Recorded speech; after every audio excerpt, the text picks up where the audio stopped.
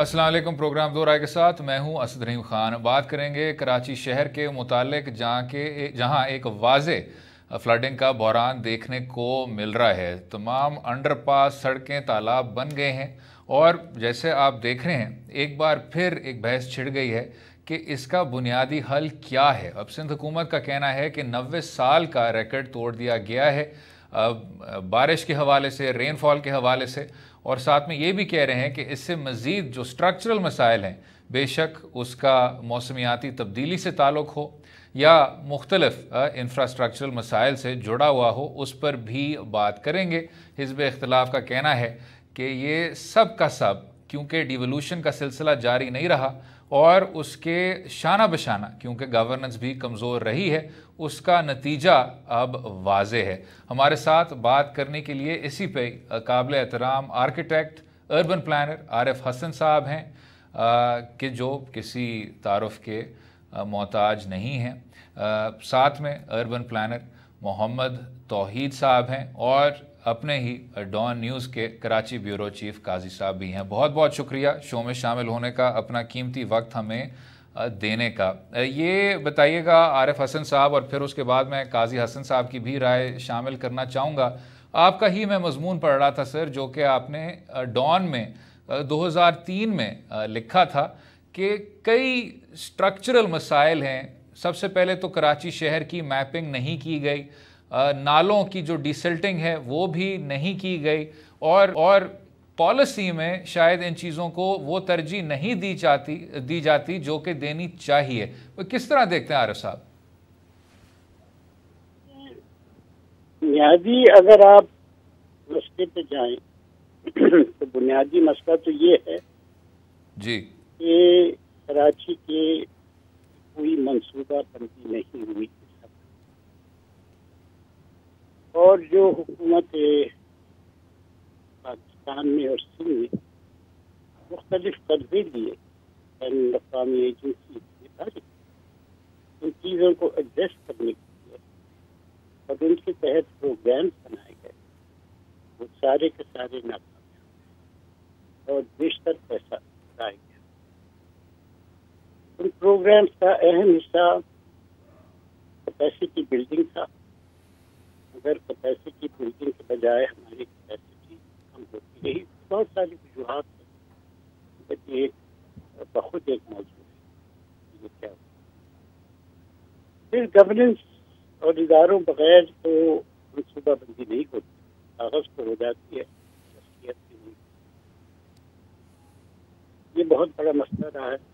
मनसूबे बने ऐसा नहीं है कि नहीं बने, ये डेवलपमेंट प्लान भी बने मगर उनके अमल नहीं।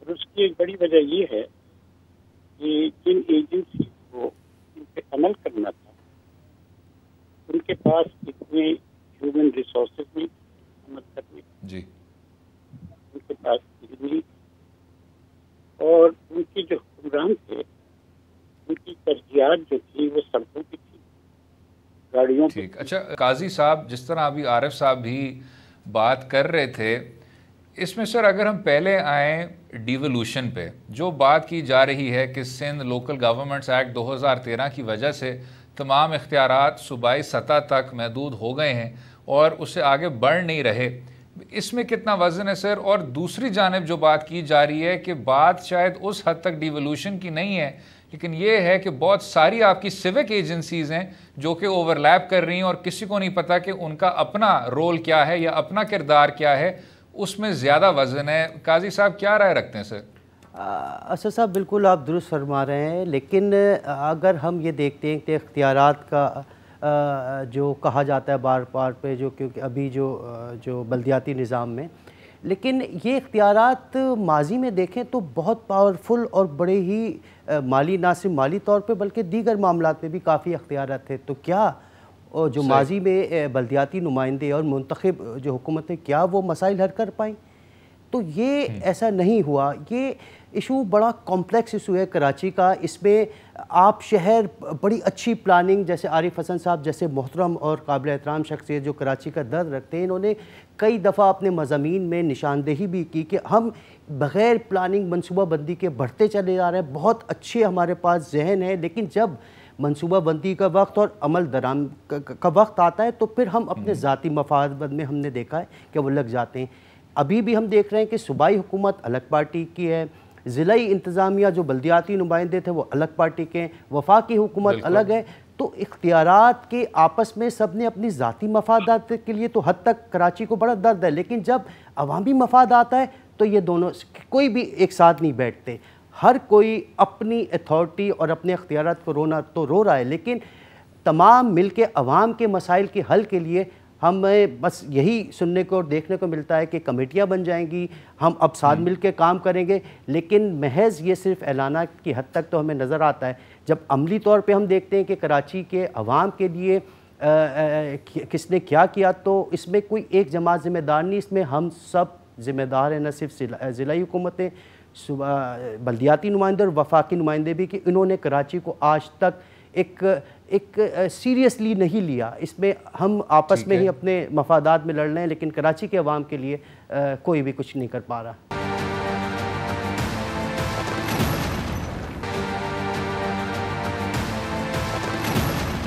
तौहीद साहब, क्योंकि आपका ताल्लुक भी है जनाब अर्बन प्लानिंग से, सिविक मंसूबों से, मैं वापस आना चाहूँगा।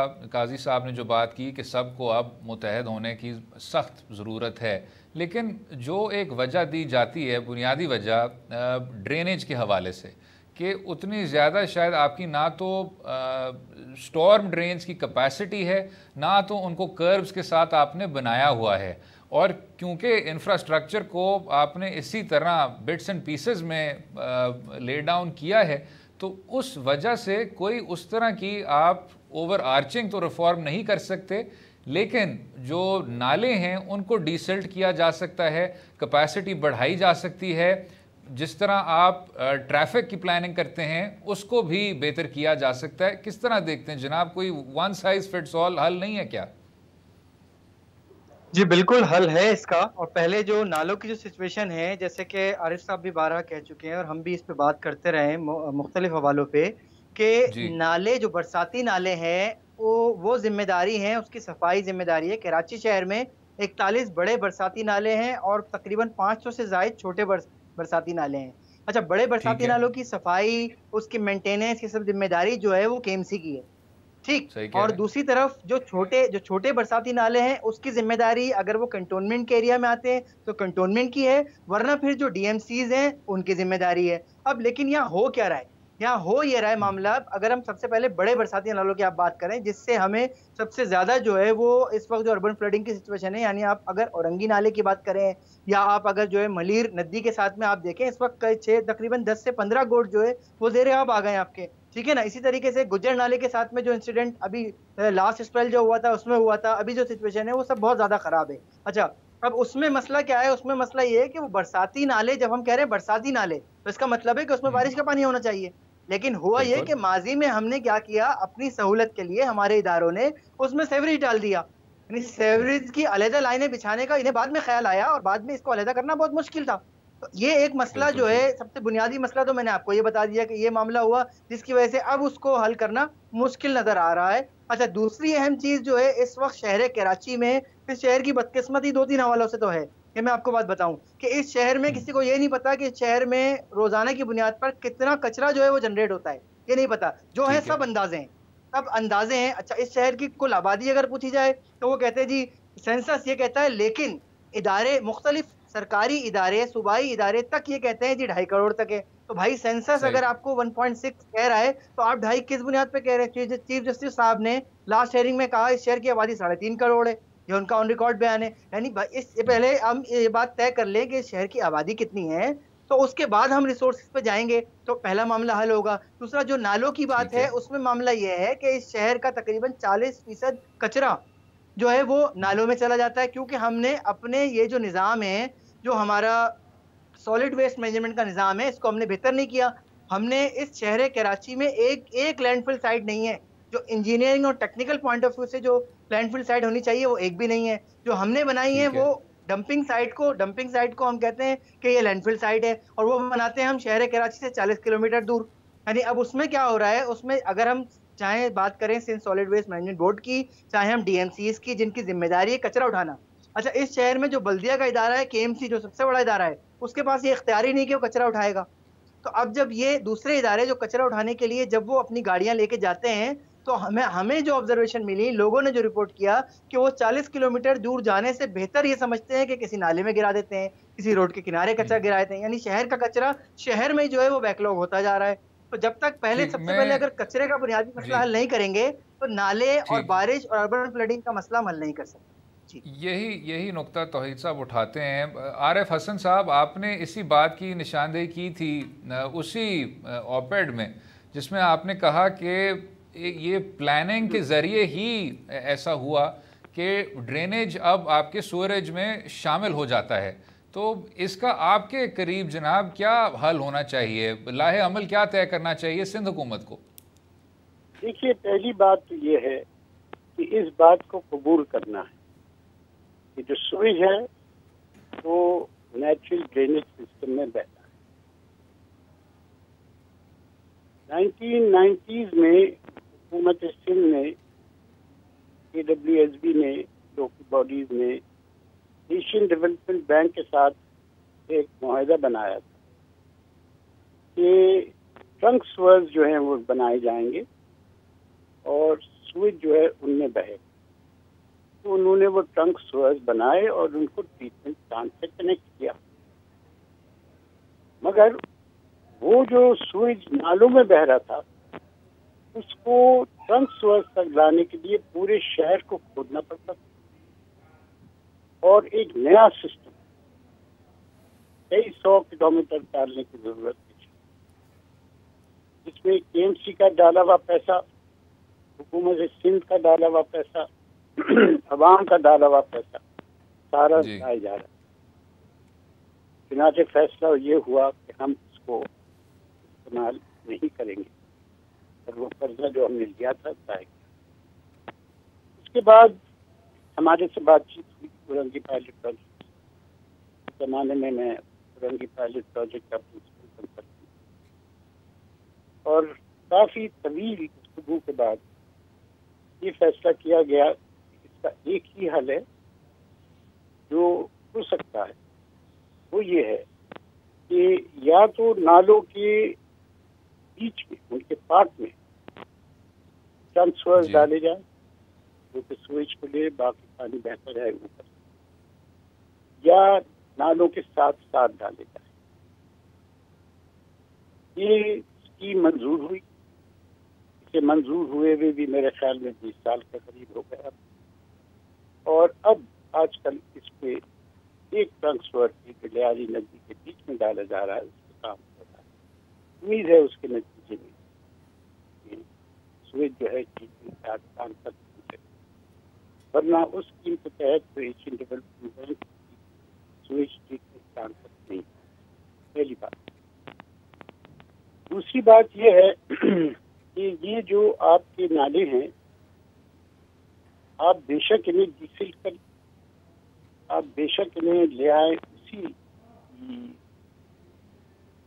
फॉर्म में जैसे ये पहले, इससे आपका मसला हल नहीं।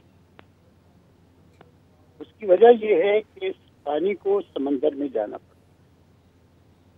है। आपके समंदर के जो 3 बड़े आउटलेट्स, लियारी नदी का है एक हिस्सा आउटलेट का जहाँ नाले जाके दिखते हैं, दूसरा आपका माइकुलाची के पास चीना क्रीक बहुत बैक वाटर्स में दिखता है, तीसरा सोल्जर बाजार ड्रेन है। ये बहुत बड़े कराची के इलाके के ये नाले जिनका नाम दिया है, ये इनको सर्व करते हैं। अब मसला ये है कि यहाँ पानी रुक जाता है क्योंकि इन इलाकों में, इन आउटलेट्स में यहाँ डेवलपमेंट। महमूदाबाद नाले में तो रोका है, बिजरी क्रीक में सही मायनों में गिरने से डिफेंस सोसाइटी की फेज 7 की जगह। आपका जो दूसरा बड़ा नाला है उसको माई कुलाची बाईपास रोक रहा है और एक केपीसी की हाउसिंग सोसाइटी रोक। तीसरा बड़ा आउटलेट जो है वो लैंड रिक्लेमेशन चल रही है गैर रस्मी तौर पे बहुत बड़े पैमाने पे, जहाँ पूरा एएमसी का ट्रक ला के डालते हैं और जमीन की क्लेम करते हैं और उसके पैसे लेते हैं गैर रस्मी तौर पे। तो वो जो डेवलपमेंट है वो आप पानी को रोकते। नॉर्दर्न बाईपास क्योंकि बहुत ऊंचा बढ़ा है, बना है जमीन से, यानी कि फ्लड केज से, वो पानी रोकता है। जो शुमाल से पानी आता है उसको रोकता है। कई ऐसे और आपकी जो सड़कें बनाई हैं खासतौर से और जो इनकम ग्रुप्स वो ऊंची हैं, आबादियाँ नीची, यहाँ से वो पानी की जजीरे बन जाते हैं। या तो उनको कम करके पानी निकाला जाता है या फिर खड़ा खड़ा रहता है, वेपरेशन और भी बहुत मसाइल की एक मछली नहीं है कराची बिल्कुल ठीक के हवाले से। एक और कमी की होता है। बिल्कुल ठीक। नहीं, इसी पे आरिफ हसन साहब बहुत शुक्रिया शो में शामिल होने का, हमें अपना कीमती वक्त देने का। आपसे तो बहुत ज़्यादा हम बेनिफिट करते हैं और जो आपका इंतहाई तवील तजर्बा है इन्हीं मुतालिक उससे भी बेतहाशा हमें फ़ायदा होता है। वक्फ़ा लेंगे, वक्फ़े के बाद गुफ्तगू जारी रहेगी। स्टे विद अस।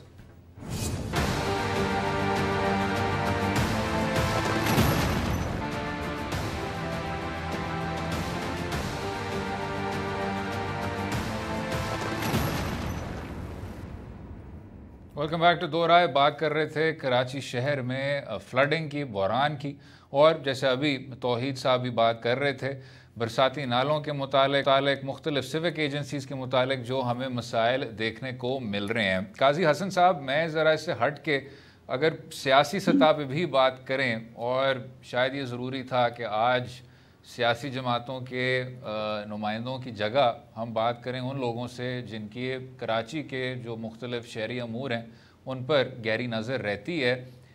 इधर सर ब्लेम गेम तो की जा रही है, लेकिन उसमें वफाक की जानिब से आपको ये सुनने को मिलता है कि अगर आप किसी को कसूरवार नहीं ठहराएंगे तो करें भी क्या? क्या इसमें पाकिस्तान पीपल्स पार्टी और मुत्तहदा कौमी मूवमेंट का बुनियादी किरदार है कि नहीं इसमें? और क्या कसूरवार किसी को ठहराना चाहिए? क्या ये जो सारी डिस्कशन हो रही है इसको भी तरजीह देनी चाहिए कि नहीं? देखिए असद साहब, ये जो बारिश की पेशगोई थी, ये ऐसा नहीं है कि ये एकदम यकदम बारिश हो गई। इसकी बाकायदा पहले से ही महकमा मौसमियात ने पेशगोई की थी। अब जो बारिश का, बरसात का जो पानी है, ज़ाहिर है वो बरसाती नालों में और कुदरती जो गुज़रगाहें हैं पानी की, वहाँ से गुज़र के समंदर में जाना है। अब कुदरती गुज़रगाहें और नालों पे तजावुज़ात एक बुनियादी और बड़ा मसला है। जहाँ नाला 300 मीटर तवील चौड़ा हुआ करता था, वो अब 3 मीटर तक यानी नाली में तब्दील हो गया है। और ये सारी सूरत हाल यकीनी तौर पे चंद महीने पहले नहीं, चंद साल पहले नहीं, एक तवील अरसे से चल रही थी। तो इसमें और होता यही है कि जब भी अब इनको इंक्रोच को हटाने की कोशिश करते हैं या फिर कोई भी ऐसी कोई वफाकी या सूबाई सतह पे कोई कार्रवाई करने की कोशिश की जाती है, तो इस पे भी एक दूसरे पे ब्लेम गेम डालने की कोशिश की जाती है। तो मैं ये समझता हूँ कि ज़ाहिर है ये तमाम चीज़ें जो आज के दौर में नहीं, माजी में भी चलती रही और अभी भी चल रही हैं। ख़ासतौर पे अगर हम मलीर नदी की, जहाँ हालिया दिनों में बारिशों में बड़ी तबाही हुई, तो वहाँ बाकायदा रिहायशी स्कीमें बन गई हैं, प्लॉट ख़रीदे जा रहे हैं, बेचे जा रहे हैं, नालों के अतराफ़ में तवील बिल्डिंगें बन गई हैं। तो ये कैसे बन गई, इसमें कौन ज़िम्मेदार है? वो इसमें सूबाई हुकूमतें, इसमें ज़िला हुकूमतें, वो तमाम ज़िम्मेदार हैं। तो किसी एक पे हम ज़िम्मेदारी नहीं डाल सकते, लेकिन यकीनी तौर पे जब देखते हैं ये इस तरह की इंक्रोच करने वाले लोग कि किसी को कोई सज़ा भी नहीं मिलती, किसी को कोई ऐसी काबिले जो है आपने ऐसी सज़ा मिली हो कि जिसमें वो डरे कि ये अगर मैं ऐसा कुछ काम करूं तो हो, तो माजी में मिली ना अब मिली। और ज़ाहिर है यही सूरत हाल देखते हुए वो जो नए इंक्रोच करने वाले हैं उनकी भी हौसला अफजाई होती है कि जब इसकी कोई सज़ा ही नहीं है तो हम यकीनी तौर पर इंक्रोच करें और उसका खुमियाजा जो है वह आम आवाम को भुगतना पड़ता है, जिसकी मिसाल कल भी हमने देखी जो बहुत तेज़ बारिश हुई, इसके बाद जो कराची शहर की सूरत हाल हुई वो किसी तबाहाली का मंजर पेश कर रहा था। और ये इस तबाहाली के ज़िम्मेदार ज़ाहिर है वो तमाम मुतल्लका इदारे, वो तमाम ज़िले हुकूमतें, सूबाई हुकूमतें हैं जो इसकी पुष्पनाई करती रही थी। जी अच्छा तौहीद साहब, इसी को लेके चलते हुए जो बात की जा रही है कि जी अगर मुख्तलिफ इदारे हैं और आपने मुख्तलिफ जो प्लेन्स हैं या मुख्तलिफ सतहों पे आपने कारकर्दगी दिखानी है तो उसमें राब्ता का एक उसकी एक मरकज़ी एक किरदार है। कोऑर्डिनेशन होनी चाहिए, लोगों को सर जोड़ना चाहिए और मुख्तलिफ इदारों को शायद एक बड़ी कोऑर्डिनेशन कमेटी में शामिल हो जाना चाहिए। अक्सर आपको सिंध के पॉलिसी मेकर्स ये बात करते हुए सुनने को मिलते हैं। आप क्या राय रखते हैं जनाब, कोऑर्डिनेशन को किस तरह बढ़ाया जाए और अगर बढ़ाना चाहिए? देखें, पहली बात मैं आपको बताऊं ये कि हमारे जो नाजरीन हैं उनको भी पता चले, कराची कोऑर्डिनेशन कमेटी ऑलरेडी मौजूद है। बिल्कुल, जिसमें कराची की वो तकरीबन 19 इदारे जिनके पास ज़मीन का इख्तियार है, लैंड कंट्रोल जो रखते हैं, वो उसका हिस्सा हैं। लेकिन वो एक्टिव कब होते हैं? जब सुप्रीम कोर्ट का कोई ऑर्डर आता है, जब हमारे चीफ जस्टिस साहब जो किसी चीज़ के मुतालिक पूछ लेते हैं तो वो एक्टिव होते हैं। लेकिन वो बहुत कम मुख्तसर का दौरानिया होता है और उनकी कोशिश ये होती है कि एक्टिव होने की कोशिश ये होती है कि किसी तरह चीफ साहब को मुतमईन करके वो हेयरिंग निकाल ली जाए और उसके बाद वापस वो बिखर जाते हैं और उसमें कोई कोऑर्डिनेशन, यानी अवामी मुफाद में किसी तरह की कोऑर्डिनेशन करने पे हमारे इदारे तैयार ही नहीं है। और इसके पीछे फिर वो पॉलिटिकल लेयर्स हैं मुख्तलिफ तरह की, जिसकी बात काजी साहब ने भी की। बिल्कुल दुरुस्त बात है ये,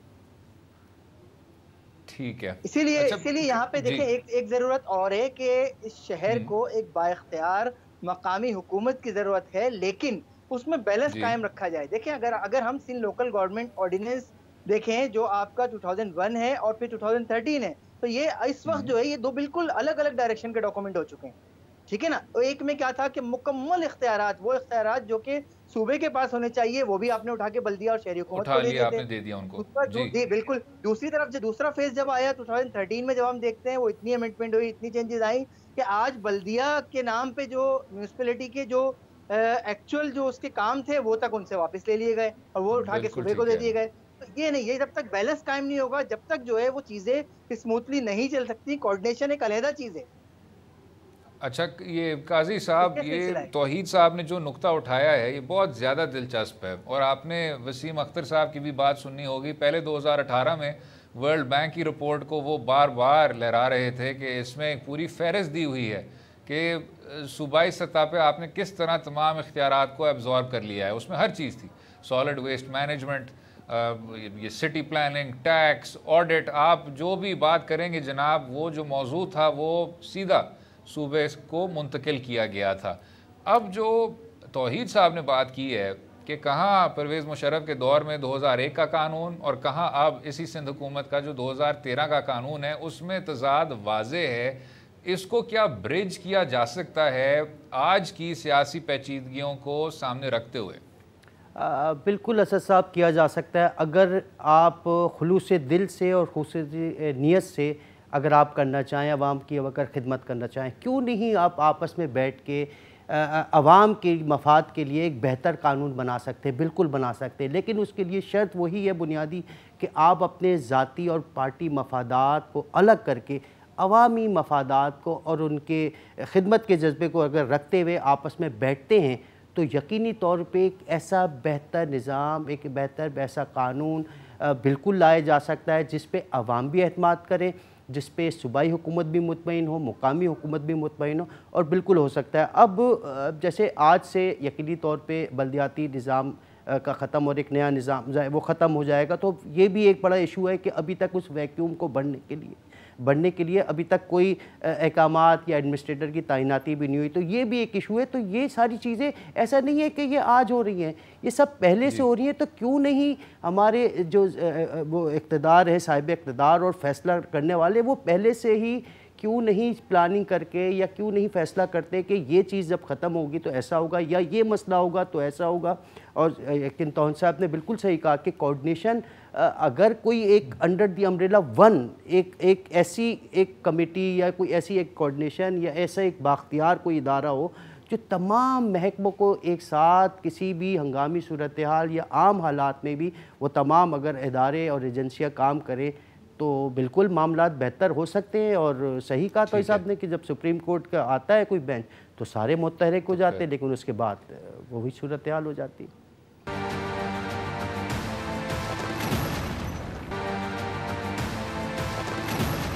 आपने अगर वज़ीर आज़म इमरान खान साहब का इंटरव्यू देखा जो जिसमें उन्होंने अभी कहा, सर ये इंटरव्यू कुछ ये कल की ही बात है, जिसमें वज़ीर आज़म इमरान खान ने कहा कि जो हमारे हमसाय ममालिक हैं उनके जो शहर हैं, चाहे तेहरान हो चाहे मुंबई हो, वो अपने ही वसाइल इकट्ठे करते हैं और फिर शहर पे ख़र्च करते हैं। एक सेल्फ सस्टेनिंग इकॉनमी पाई जाती है, लेकिन कराची में वो नहीं हो रहा, बल्कि आप उन्हीं मरकज़ी फ़ंड से बार बार जो माली मुआवनत है उसको फिर कराची के नज़र कर रहे होते हैं। तो ये जो एक सेल्फ जनरेटिंग इकॉनमी की बात है या मज़ीद वसाइल की बात है, उसको किस तरह देखते हैं जनाब? वज़ीर आज़म की बात में कोई वज़न है? ये बात बिल्कुल दुरुस्त है। अगर हम ये देखें कि जो इस वक्त KMC जो है, ठीक है ना, KMC के पास कोई इतना भी रेवेन्यू जनरेट नहीं होता कि वो अपनी सैलरीज निकाल सकें। सैलरी के लिए जो है वो सूबे की तरफ देखते हैं कि सूबा उनको कुछ देगा तो वो अपने एम्प्लॉयज़ को सैलरी देंगे।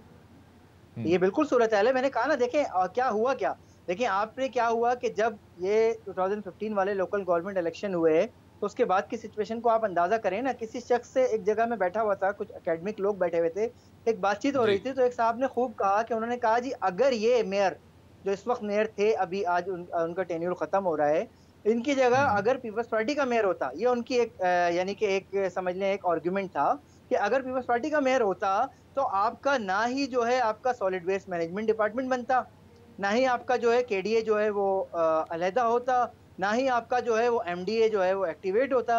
यानी ये इदारे तो इसी म्युनिसिपल डोमेन से निकाल के बनाए गए ना। आपने जो लैंड टैक्सेशन का जो डिपार्टमेंट था वो ले लिया, क्योंकि मेन रेवेन्यू जनरेट करता था आपका जो शहरी हुकूमत के लिए। तो फिर जाहिर सी बात है चीज़ों को कॉम्प्लिकेट तो खुद हमारे यानी कि ये जो प्रोविंशियल टू जो लोकल बॉडीज वाले लोग हैं आपस में, पॉलिटिकल जो इनके इश्यूज है उसकी वजह से चीज़ों को तो ये खुद कॉम्प्लेक्स कर रहे हैं।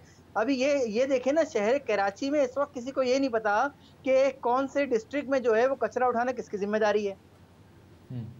यानी खुद मैं आपको बता देता हूँ कि 3 डिस्ट्रिक्ट में आखिरी वक्त तक जो मुझे पता था कि 3 डिस्ट्रिक्ट में जो है वो सॉलिड वेस्ट मैनेजमेंट बोर्ड की जिम्मेदारी थी और 3 डिस्ट्रिक्ट में जो है DMCs की जिम्मेदारी थी। अब बाज़ औक़ात तो हम खुद उलझ जाते हैं कि जी डिस्ट्रिक्ट ईस्ट में जो है जिम्मेदारी जो है वो DMC ईस्ट की है या फिर जो है वो सॉलिड वेस्ट मैनेजमेंट बोर्ड की है। यानी इस तरह कॉम्प्लिकेट कर दिया गया सिस्टम को। तो ऐसे शहर नहीं काम करते हैं। जिन शहरों की मिसाल दे रहे हैं वज़ीर आज़म साहब, तेहरान या मुंबई में, वो इस तरह की लेयर्स नहीं है, इस तरह की कॉम्प्लेक्सिटीज़ नहीं है। ठीक, अब काजी साहब, हमने बात की पेचीदगियों की और आपने कहा कि अगर आप नेक नियति से काम करेंगे तो ये मसाइल भी हल किए जा सकते हैं, लेकिन इन लेयर्स को जनाब हटाया किस तरह जाए? अगर पाकिस्तान तहरीक इंसाफ के 14 MNA हैं और फिर उसके बाद मुत्तहिदा कौमी मूवमेंट के कई अदारे हैं जो कि MQM के इन्फ्लुएंस में हैं, सूबाई सतह पे पाकिस्तान पीपल्स पार्टी बाइख्तियार है। अब ये सिचुएशन है हमारे सामने जनाब, इन लेयर्स को किस तरह हटाया जाए? और जिस तरह भी तौहीद साहब ने जिक्र किया कोऑर्डिनेशन कमेटी भी मौजूद है, अदालत उज़्मा की नज़र भी मौजूद है, अदारे तो आप बना चुके हैं। अभी तो मलीर डेवलपमेंट अथॉरिटी का भी जिक्र हुआ और खैर उसमें MDA का क्या रोल रह चुका है मुख्तलिफ अदालत उज़्मा के केसेस में, उसमें हम फ़िलहाल नहीं जाते। किस तरह देखते हैं काजी साहब, ये जो लेयर्स हैं इनको किस तरह ख़त्म किया जाए? देखिए, इस हवाले से एक बड़ी एक अभी कुछ अर्सा पहले ही एक कराची कोऑर्डिनेशन कमेटी की जो फॉर्म हुई थी और इसमें फेडरल ने इंटरवीन करके कहा, तो उसको भी एक आपने इशू बनाया है कि ये खुदा न खास्ता सूबे में आप इंटरवीन कर रहे हैं और ये गलत है। लेकिन इसको बनाने का ख्याल और मकसद आया क्यों? इसीलिए ना कि आप बेहतर तौर पे कोई भी इदारा नहीं कर रहा, तो अगर इस कोऑर्डिनेशन कमेटी के थ्रू ही कि जिसमें एक आपके NDMA के जो चेयरमैन जो है उसके तमाम चीज़ें उनके सामने और उसका कोई सरबराह भी ना हो, अगर इसी को आप थोड़ा सा एक्टिवेट कर लें और खुलूसी नीयत से काम कर लें तो बेहतर हो सकते हैं, वरना फिर यही होना है जैसे तोई साहब ने कहा कि किसी को यही नहीं पता कि कचरा उठाने की ज़िम्मेदारी डीएमसी के पास है या फिर वो सॉलिड वेस्ट मैनेजमेंट का। और ये हकीकत है कि शहरियों को भी ये नहीं पता और ना फिर मुतल्लका इदारों को भी इसी कन्फ्यूज़न में मुब्तला है। तो आप मौका ही क्यों दे रहे हैं कि कोई आपसे इंटरफीन करे मामलात में, वो मौका ही आप फराहम ना करें। लेकिन ज़ाहिर है हर किसी के अपने पार्टी मफादात होते हैं, तो वो भी आपके आड़े आ जाते हैं। मसाइल के हल जब करने का वक्त आता है तो वो पार्टी मफादात भी आपके दरमियान में आ जाते हैं। अगर आप चाहते हैं वाकई आवाम की खिदमत करना, तो पार्टी मफादात को भी हटा के तमाम हम बैठ जाएँ, बिल के कोई एक ऐसी चीज़ बेहतर तौर पे जिसमें आवाम भी खुश हो और वो तमाम उनके मसाइल हो, तो ये मुमकिन नामुमकिन नहीं है, बिल्कुल मुमकिन हो सकता है। जी बिल्कुल ठीक। अच्छा तौहीद साहब, वफाकी हुकूमत का कहना है कि हमने सिंध लोकल गवर्नमेंट एक्ट 2013 को अदालत उज़्मा में चैलेंज किया हुआ है, लेकिन उनका बयानिया वहाँ ही शुरू और ख़त्म होता है। उनका कहना है कि जी 18वीं तरमीम के मुख्तलिफ कॉम्प्लेक्सिटीज़ हैं और उनको शायद रोल बैक करना चाहिए, और अगर वो शायद खुल के नहीं कहते तो दबे हुए अल्फाज के ज़रिए अक्सर 18वीं तरमीम को महदूद करने की कोशिश करते हैं या उसके बारे में कोई उस तरह की तनकीद करते हैं। लेकिन फिर वफाक से आपको वो भी सुनने को मिलता है कि नई डिवोल्यूशन ज़्यादा होनी चाहिए थी। तो अपने ही नैरेटिव में थोड़ी बहुत कॉन्ट्रडिक्शंस तो हैं। ये आपके करीब क्या 18वीं तरमीम को वसी करना चाहिए या महदूद करना चाहिए?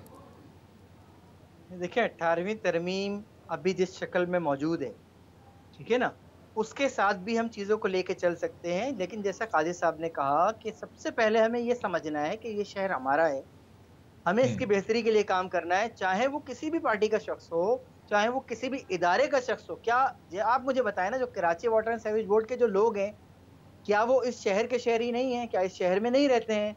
अच्छा चलें ठीक है, हम ये कहते हैं जी ठीक है, उसमें से कुछ लोग ऐसे थे जो पहले जो है रूरल सिंध में कहीं रहा करते थे, अब तो इस शहर में आ गए, अब तो सालों से इस शहर में हैं। तो हमें इस शहर को अपना शहर समझना होगा। जब हम ये समझेंगे कि ये शहर हमारा है, हमें इसकी देखभाल करनी है। आप ये बताएं ना, अपने घर की देखभाल करते हैं नहीं करते? तमाम लोग, चाहे किसी भी इदारे के लोग हों, अपने घर में कोई रिपेयर है, कोई मसला है, कोई चीज़ है, तो उसकी देखभाल करते हैं ना। तो इस शहर को पहले समझ लें, ये घर है, ये शहर कोई सराय नहीं है। अगर हम इस शहर को सराय समझेंगे तो फिर चीज़ें जो है मुश्किल होंगी। और फिर वो एक ब्लेम गेम तो एक अलहदा है कि जी वफाक ने जो है वो सूबे को कुछ कह दिया और जो है वफाक ने जो है वो कोई एक पिटीशन को चैलेंज कर दिया। ये सब तो पॉलिटिकल बातें, हम तो इसकी बात नहीं कर सकते, वी आर एकेडमिक्स। तो हम तो सिर्फ ये देख सकते हैं कि क्या सूरत हाल, किस अंदाज में सूरत हाल को बेहतर किया जा सकता है। बिल्कुल ठीक। काजी हसन साहब, bureau chief Dawn news Karachi. Mohit साहब, urban planner Karachi urban lab, बहुत बहुत शुक्रिया शो में शामिल होने का और अपना कीमती वक्त हमें देने का। गुफ्तगू भी आपकी इंतहाई तामीरी थी। इसी पर इजाज़त लेंगे। उम्मीद है आपको आज का प्रोग्राम पसंद आया होगा। अब हमें अपनी राय से भी आगाह कीजिए और इजाज़त दें। खुदा हाफ़िज़।